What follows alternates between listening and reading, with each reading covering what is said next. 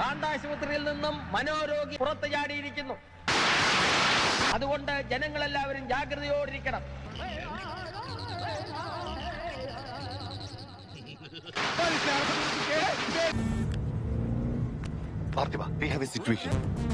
ഞാൻ നിങ്ങൾക്കൊരു ഫോട്ടോ അയച്ചിട്ടുണ്ട്, അത് നോക്കൂ.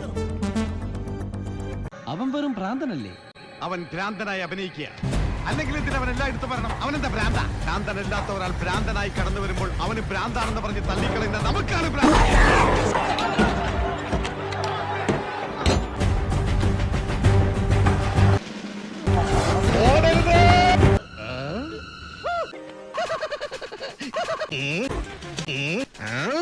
ഇതറിയട്ടെ, പീതാംബരൻ സാറ് ഇവർ ഭ്രാന്താണ്. എന്റെ തറവാട്ടിൽ ആള് വന്നല്ലോ. അവൻ വില്ലനാണത്രേ. മനുഷ്യന്റെ സമയം കളയാനായിട്ട്